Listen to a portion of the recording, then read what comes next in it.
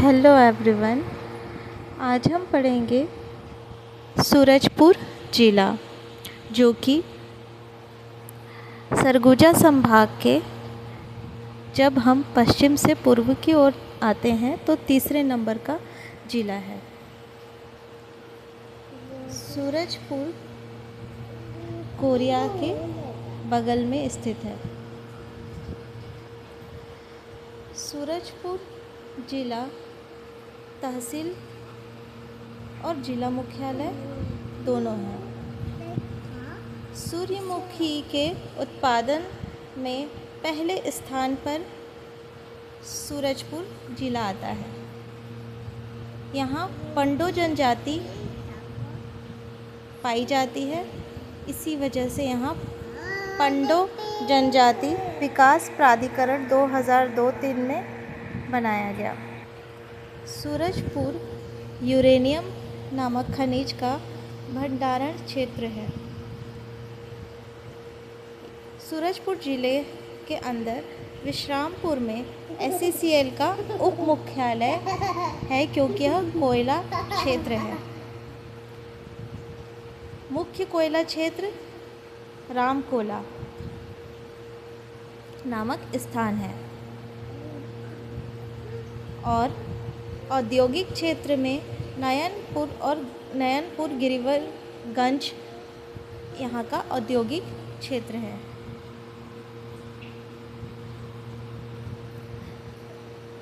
एक और तहसील सूरजपुर ज़िले में है, रामानुज नगर तहसील। दूसरा है प्रेमनगर तहसील। प्रेमनगर तहसील में 1320 मेगावाट बिजली उत्पादन किया जाता है।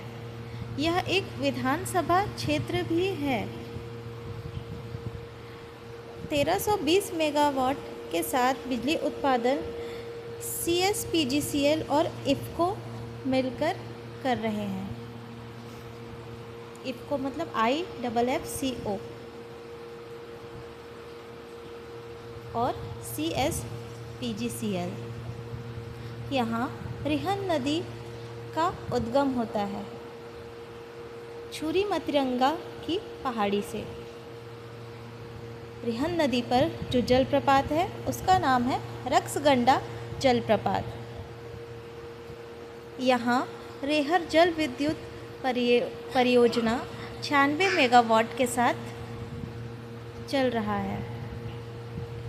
रिहन नदी की सहायक नदी है पिंगला, सुरैया और महान नदी।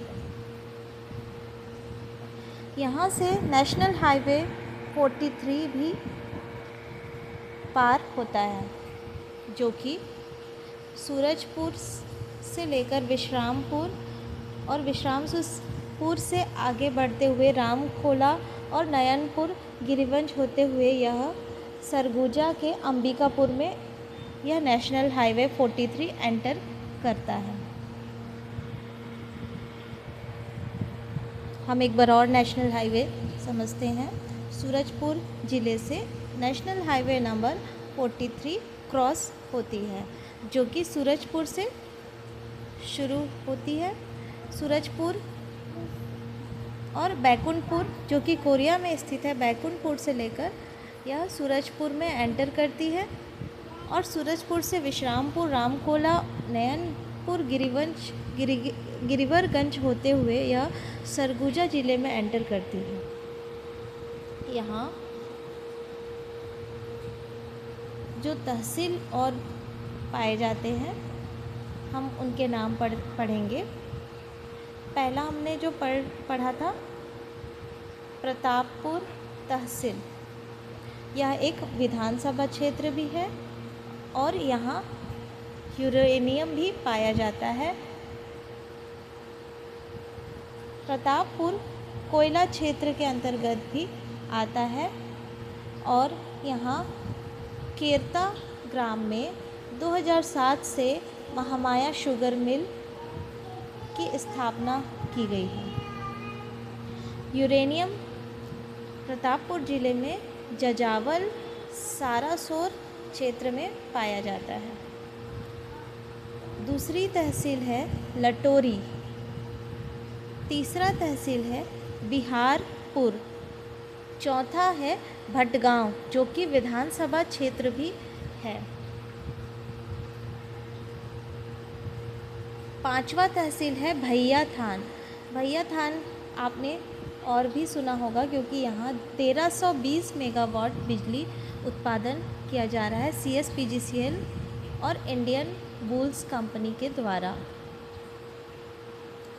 भैया थान डुगडुगी पत्थर पाया जाता है, जो कि जमड़ी ग्राम में स्थित है। यहाँ ओडगी तहसील है, जहाँ पर सीता लेखनी की पहाड़ी स्थित है। इसे ही हम कुदरगढ़ की पहाड़ी भी कहते हैं। इस पहाड़ी पर बागेश्वरी या फिर कुदरगढ़ी मंदिर बना हुआ है, जहाँ हर साल रामनवमी के अवसर पर मेला आयोजित किया जाता है। हमने कोरिया जिला में पढ़ा था गुरु घासीदास राष्ट्रीय उद्यान। यहाँ पर सूरजपुर ज़िले में राष्ट्रीय उद्यान तो नहीं, लेकिन तमोर पिंगला अभयारण्य पाया जाता है। अभयारण्य और राष्ट्रीय उद्यान में अंतर हम आगे चलकर पढ़ेंगे। अभी के लिए आप इतना समझ लीजिए कि राष्ट्रीय उद्यान में बड़े स्तर पर पौधों का और पशुओं का और वन, जितने भी वनोपज हैं उनका बड़े स्तर पर आरक्षित किया जाता है, संरक्षित किया जाता है। और अभयारण्य में राज्य स्तर पर उसकी देखभाल और उसका संरक्षण किया जाता है। तमोर पिंगला अभयारण्य 1978 में इसकी स्थापना हुई, जिसकी क्षेत्रफल 608 किलोमीटर स्क्वायर है।